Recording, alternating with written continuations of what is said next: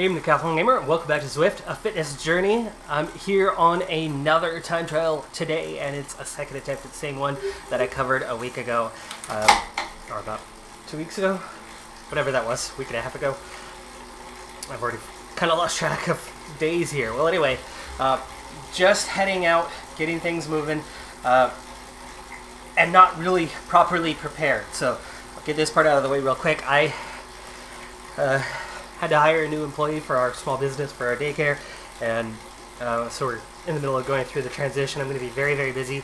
I have every intention of trying to keep up with Zwift, but some of my recordings may miss a session or two over the next couple of weeks because there's going to be a week and a half break in between.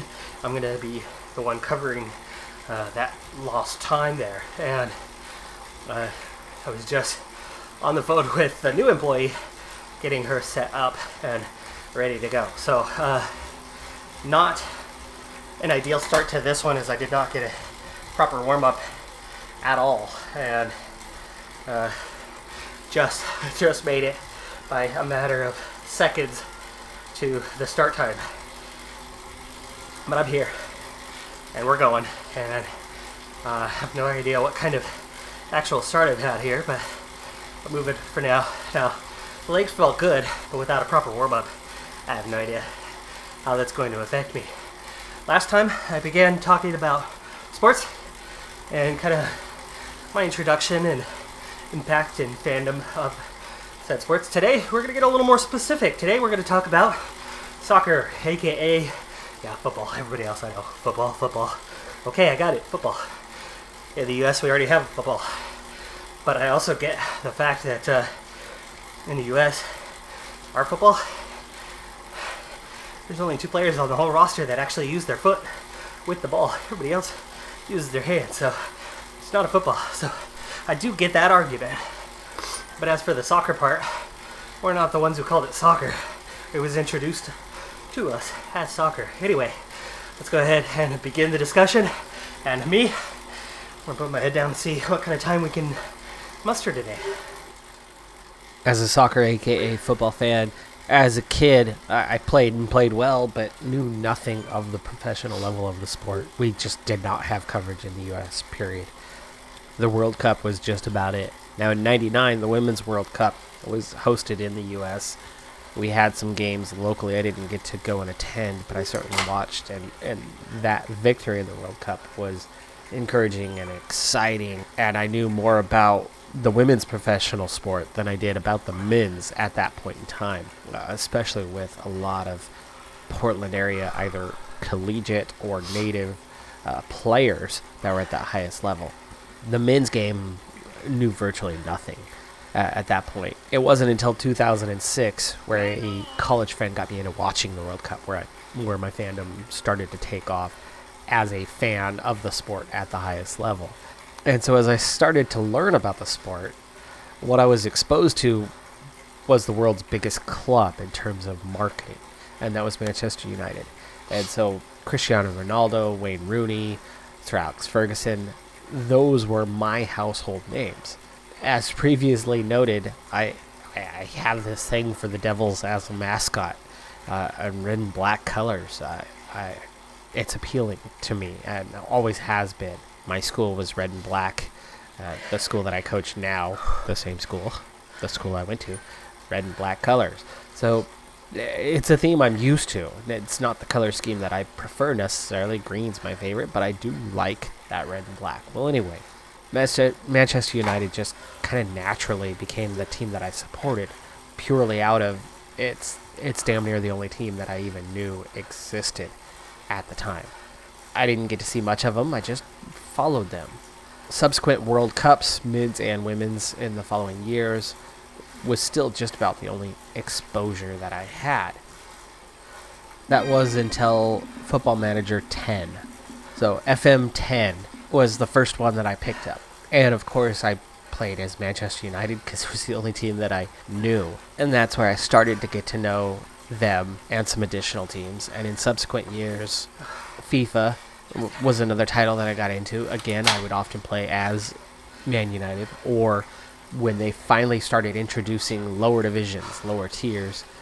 One of the random ones that I picked up was Scunthorpe United, I believe back in a time when they were in League One. And slowly but surely, I started to adopt fandom within other teams. Now, ultimately, yes, it was Man U that was the team, and I know that they are likewise, at the same time, the most loved and most hated club in the world. Very much love-hate. You love them or you hate them. Well, at least they're not Man City, where it's just everybody hates them besides, like 0.001% who somehow have no idea about the sport. Kind of like how I did. I just see all that money floating around these days and like that couple players or that particular manager that they have these days and happen to actually love them. The actual, authentic, real Man City fans were just always the ones who never liked Man United. They always preferred the underdog, and they've stuck with the team all these years, but there was very little support with that team until suddenly tons and tons of money came along, and that's the only form of support that they actually properly have. Anyway, so I love to hate them. That's the team that I really love to hate. I don't care for Chelsea either, for the exact same reason that I don't like Man City, but yeah, those are the rivals. Beyond that, I don't mind the others so much. I don't mind Liverpool. I don't mind Arsenal. I enjoy the rivalry, and I certainly, when those teams are playing, I would prefer Man United to beat them head-to-head. Tottenham was my Big Six underdog that I actually liked, and then they went and hired Jose Mourinho. And Mourinho is somebody that I despise as much as Man City or Chelsea. He's the one manager in the game that I'm just like, I cannot stand this guy. I cannot stand his gloating, his persona is horrendous, and his effect on the locker room is so terrible.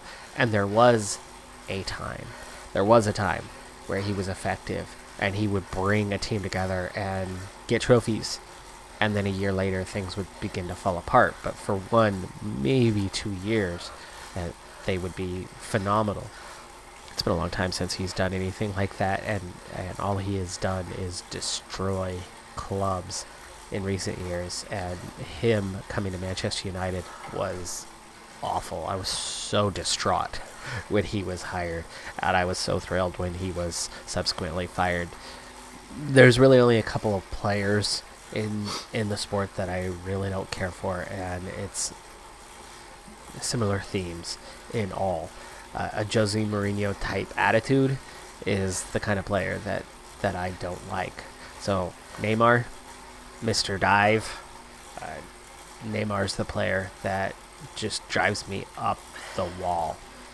The arrogance and 3 bites of Luis Suarez is another player that I absolutely just care less if he has any success ever again in his career. I don't wish ill upon him or anyone, but seeing him disappear, and especially when he left Liverpool, I was very happy about that. And he alone, I had a pretty poor taste of Liverpool in my mouth because of him.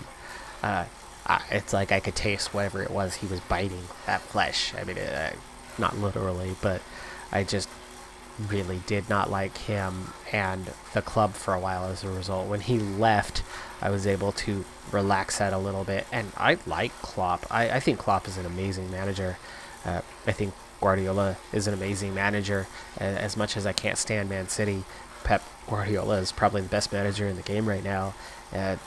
I think Man United have missed out multiple times on great opportunities to bring in fantastic managers. Solskjaer is not doing a bad job. I think there were better options. I think Guardiola could have been at Man United. I think Klopp could have been at Man United, and I think would have been amazing. I think they've made some really poor decisions since Ferguson retired. I don't think Moyes was a mistake. You can see what he's done with clubs when given time.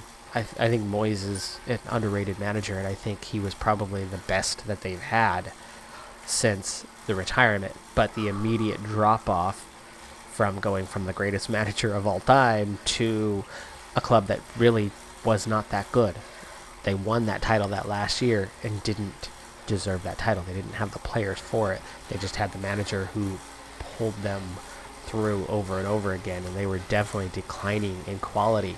So when Moyes took over, it was not a team that was ready, and he needed more time, and them not giving him that and pulling that trigger was pretty devastating, and has subsequently led to all the problems that they've had for years since, and essentially still rebuilding.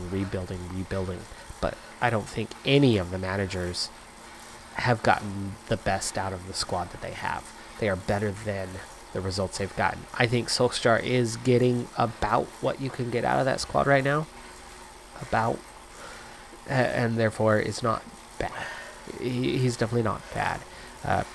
But I did believe that when Pochettino came available, I thought they should go with him. I really did believe that Pochettino is one of the better managers in the world right now. Certainly top 10. And Solskjaer is probably only top 50 or top 100. I mean, there was a reason why he was not even first division Norwegian. Yes, right? I don't know. Maybe it was Sweden. I think it was Norway. Anyway, there's a reason why he was not managing at the top. Now, very likable guy. I think he worked wonders of turning that team around from where they were at that moment, and that brilliant run that they had was great.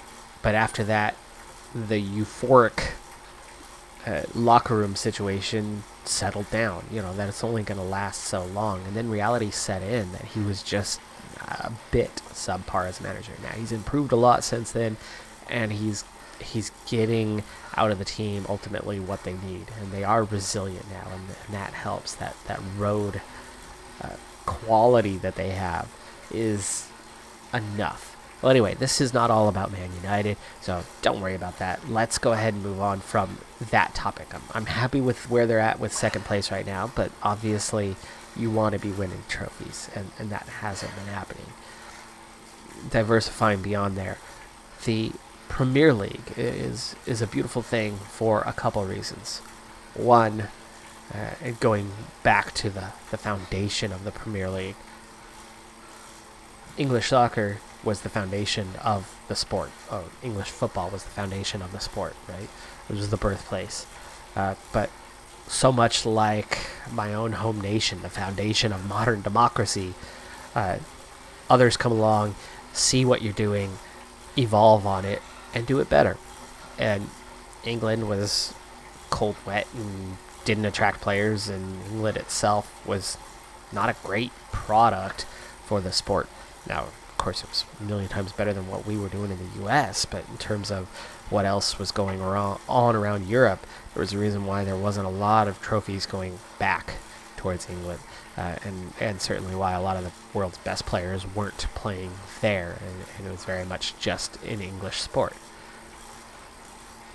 Their adoption of the NFL, the American NFL, the National Football League, as in American football, their adoption of what that sport was doing in terms of marketing strategies, in terms of TV presentation, the money that instantly, overnight, brought in and turned around. And as much as I despise Rupert Murdoch as a human being and what he has attempted to do and what he has ultimately been responsible for in the political atmosphere in the United States, what he did in signing a deal and understanding the marketability of the new Premier League did revolutionize that sport and has brought it along to be the world's biggest league in any sport. It's the most marketable. There's so much money there. And as that's both good and bad, there is absolutely terrible parts to that. Again, Man City, Chelsea, can't stand what they are as a group, as a whole, and what they're trying to do. Just buy their way and everybody else has to buy their way to just keep up. The product on the field still is fantastic. Quick cut away from the sports event. If you hadn't noticed, I'm sure you probably did. I noticed it as soon as I finished the intro and was riding, but I'm not on my time trial bike. I had 9 seconds to the start of the event, and unfortunately I was one of the first ones off the line for the E group.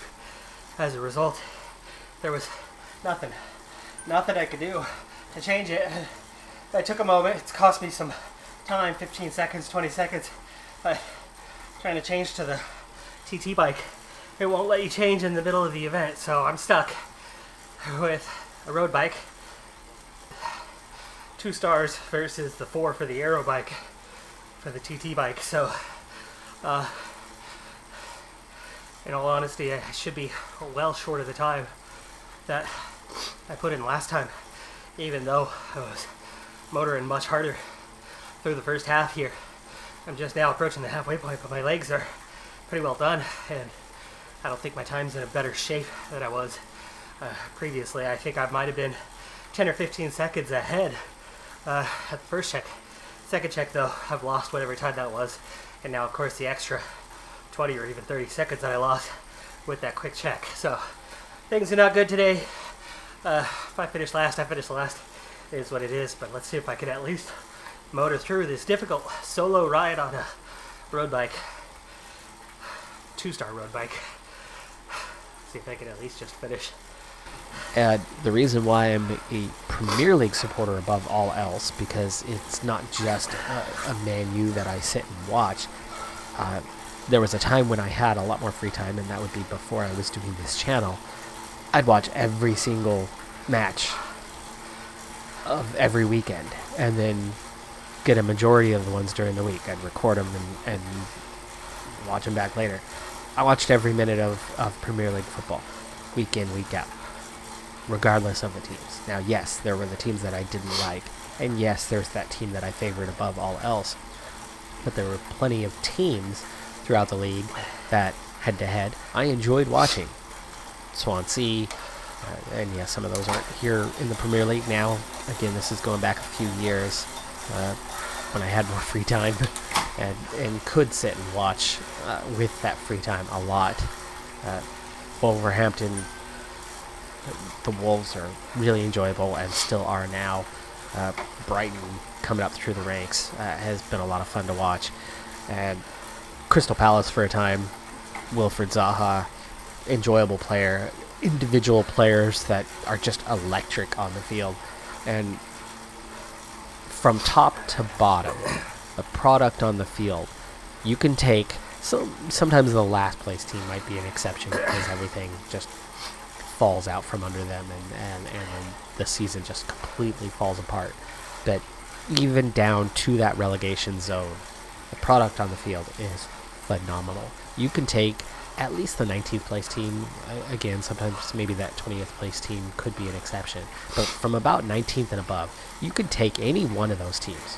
And for example, we can pull a 19th place team of any of the recent years, and you can put them over in Germany, or you can put them in France, or you can put them in Italy, or you can put them in Spain, and they would dominate a majority of the teams in those leagues. They would be in the upper end of the standings. Now, yes, is Barcelona or Real Madrid or PSG, Juventus and Bayern Munich, are those amazing teams? Oh, yeah, no doubt about it. No doubt about those teams and their quality. But there's also a reason why every single year the same teams are at the very top of those standings. They get all the Champions League money, they have the marketing, they're the powerhouses, and there's just little minnows in their league that are just not competitive against them. And the rare stumble and loss to them comes down to they had a terrible day, and the other team had the game of their life. Meanwhile, in the Premier League, first versus last, or first versus 19, the 19th place team always has a chance. Now, outcome more often than not. Yes, the Big Six, they're going to get the results more often than not. There's a reason why they have a higher salary base than the other teams, and they tend to get those results. But it's so much more competitive. And that product on the field is why I'm a fan of the Premier League and not, say, La Liga. I will occasionally catch if Premier League is doing, like, say, an FA Cup weekend and coverage is spotty for me. I have limited TV package. I don't watch much TV at all. Very, very little. I don't have a regular cable package at all. And so I get what I get. I'll watch Netflix with my wife at night, and my soccer package on the weekends, and my F1 package that I have, and that's nearly all that I see. So if regular Premier League action isn't happening,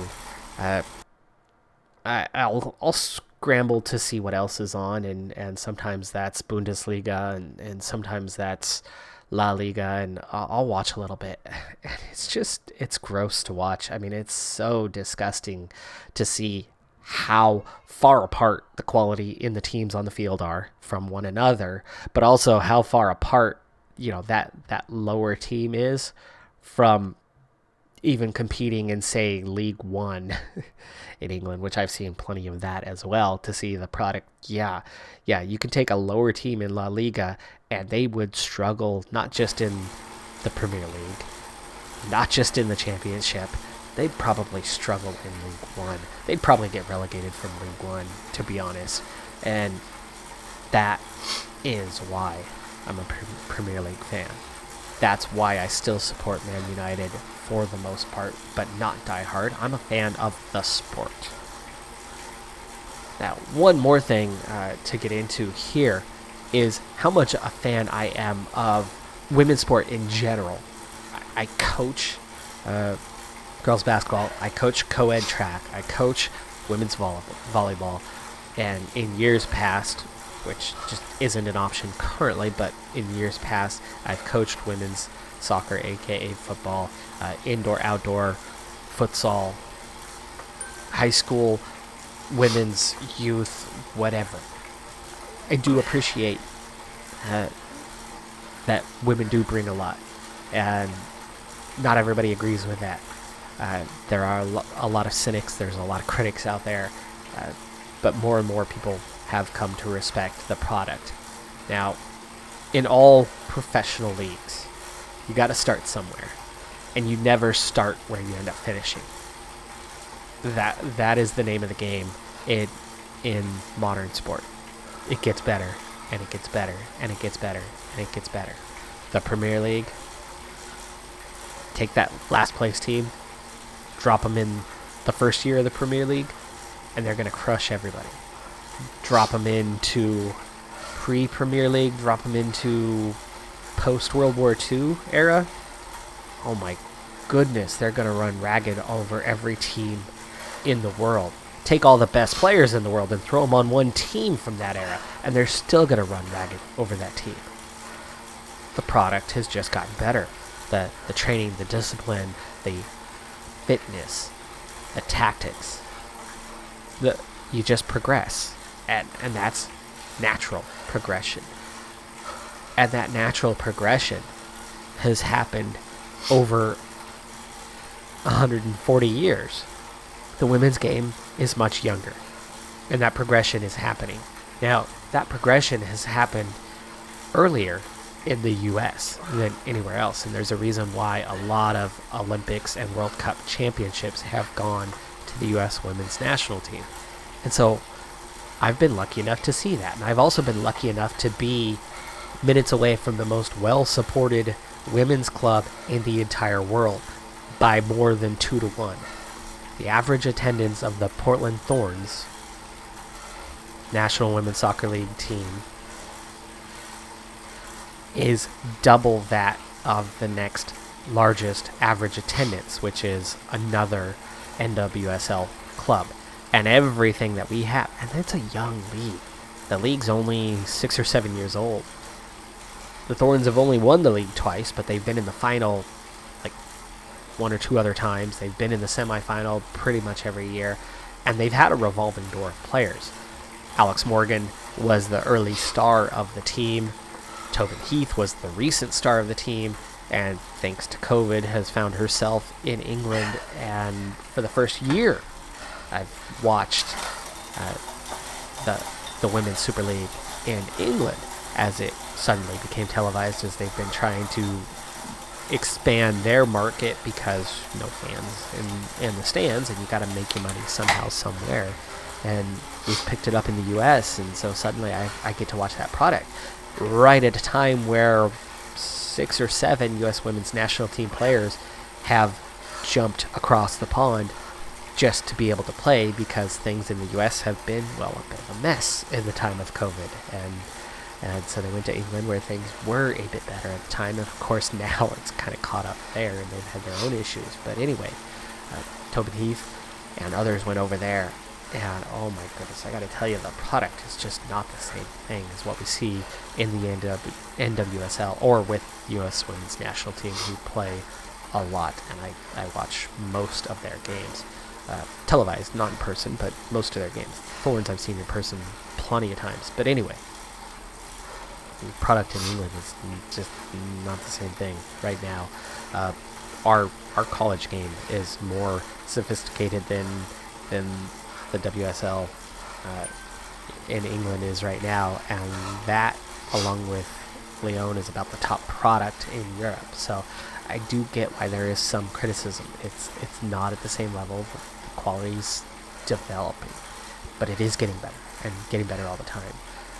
And just because it's not quite at the same level as the men's game is, doesn't make it less of a thing. I've got that maximum product in the Premier League, and instead of watching the lesser product closer to home in the men's game in the MLS, I do prefer watching the top of what the women's game has to offer, and I find that more enjoyable. But seeing the Thorns against the Courage, or some of the other against Seattle, that's a big rivalry that we have here locally, watching them go head to head, the quality on field is excellent. And I play co-ed indoor soccer along with my wife, and have for many years. And some of the women we go up against in the league are definitely as good, if not better, than majority of the men on the field, and provide absolute quality opposition. So I full on respect that, and I wish that more would come to that level of respect. And like I said, the product on the field doesn't quite compare with the men's game, but it's growing and improving and developing all the time. And that same England national team on the women's side couldn't hardly compete just a handful of years ago. They've come a long ways in a short period of time. And yes, that the WSL has some room for growth and need to grow, and they're not as good as they think that they are at the moment. But they're getting there. They're getting there. And having all of those players, those American players over there, I think it's going to help raise the profile quite a bit and lift teams up. Tobin Heath took the women's Manchester United squad, and oh my goodness, they were leading the league for a while. She was absolutely on fire, and I have no idea why she was not seen as player of the year. I was dumbfounded why she was not recognized as player of the year, because she completely altered the league. Her footwork is among the best in the world, is the best in the world in the women's game, but is among the best in the world, period. Anyway, enough about that. So, for me, I am just a fan of the sport, period. And that's why when I play FM, I actually haven't played as Manchester United in probably 3-4 years. I haven't played as a Premier League squad in 3 or 4 years. The highest squad that I played with was Swansea, and that was my long-running series where I started in the 6th tier, rose to the 5th, rose to the 4th, rose to the 3rd, rose to the 2nd, But then I ended up over a couple different FM editions, and so I just adopted a team from the division that I was in instead of my custom team that I had started from the roots with as I progressed into new FM versions. And I picked up and played as Swansea, and then got to the promotion playoffs and came up just short, but that was where I took my break from FM. And then since then, I've been taking 10th tier sides, custom sides, and going from there. But I love underdogs. That's totally my thing. And I know Manchester United is not an underdog, but that's also a reason why, even though I am a fan, I'm not a diehard fan, because I'm a diehard fan of the underdogs, and I always root for the underdogs, and that's why I so much enjoy taking, and even in my other games, Pro Cycling Manager, I take the Continental small side and try to build them into the powerhouse, because I love seeing the little guy win. And that's why, even though it wasn't a team that I knew much about, because they had only just recently come up into the Premier League, and yes, they had enjoyable players, and I watched them play, but I was pretty stoked when Leicester won the title, seemingly out of nowhere. I mean, they were relegation zone the year before, and then had that incredible run to not only climb out of the relegation zone, but just got mid-table at the end of the season, and then continued that on into that next year. And that was just a wonderful moment of sport. That's going to do it for this discussion, though. I'm Decathlon Gamer. Thanks for tuning in. Let's go ahead and get back to our outro, and if you enjoyed this one.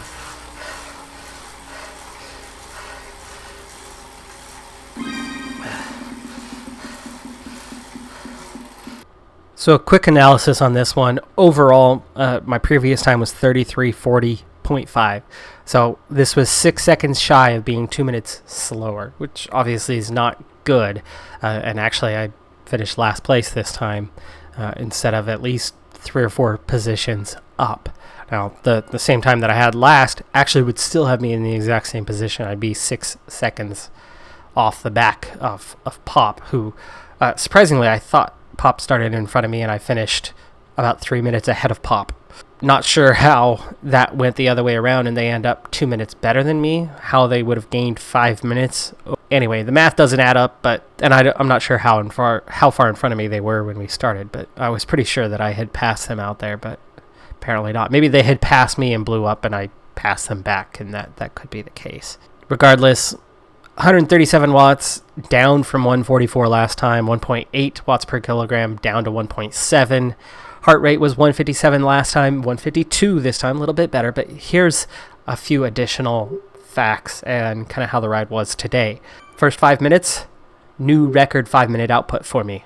So I was putting out more watts over the first 5 minutes than I ever have on Zwift up until this point. That was a good sign. This was not a case of going too hard and then blowing up and backing off and recovering and improving at the end.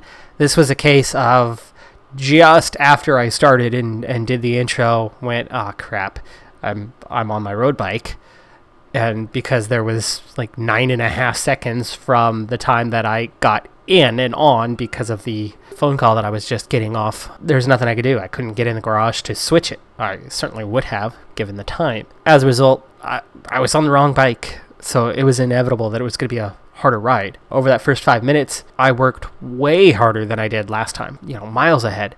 But in terms of time, it was about 10 seconds better. And the main reason why I was going from a 4-star aero bike to a 2-star aero bike. The limitations are for real. I mean, they make a difference. So now I know one of the reasons why I've struggled a bit. I'm still on the beginner bike. I have enough drops. Last time I mentioned this, nobody gave any suggestions on which one. I'll mention it one more time, but it's time. I desperately need to spend these drops and get our next bike, even if it's just a 3-star. Neutral, not great, but at least it gets me off that starter bike, which is so weak. A third of the way through the ride, I decided, what the heck, I'm losing so much time, and this ride is so much harder. If I lose 30 seconds, I could easily gain that and more back if I'm on the proper bike. So I went ahead and took that quick stop and checked and looked, and the bike was locked. There was nothing I could do in mid-ride. So just had to get back on with it. That's 30 seconds. So we could take 30 seconds off right there. That's a 35:04 now. That's now just a minute 24 slower than what I did previously. That's already looking a lot better because of the difference in the bike. But more than that, I let up for two reasons. I let up because, I was pushing pretty hard and it was fairly tiring, and inevitably I was going to have to let up somewhat. But there was way, way more to it than just that. I let up because I was on the wrong bike, and as I mentioned when I took that little cut in, I wasn't thinking about the time anymore. I was just trying to finish the ride. I was just trying to get through it. I started to go into cruise mode for quite a while, and so that was halfway through the second checkpoint. I cruised all the way through the remainder of that second checkpoint. Not drastically slower, but absolutely slower. Probably at least 30 seconds slower than what I would have been otherwise. And then continuing on as I went around the huge roundabout and partway into that third time through, same deal. There was a good 5 to 10 minute stretch there where I was just cruising and lost, I'd say, a minute. And then kind of just, was like, you know what? Screw it. Let's just ride and put the foot down. And that third sector, which I spent longer relaxing on than I did on that second sector, I ended up putting in a better time by 10 seconds. Now, remember, there was that 30-second stop in the first one, so actually it was about a 20-second slower. But really started to kick it up a notch. And then the final sector was the second best of my 4 sectors from the first, and that was at the end of the ride.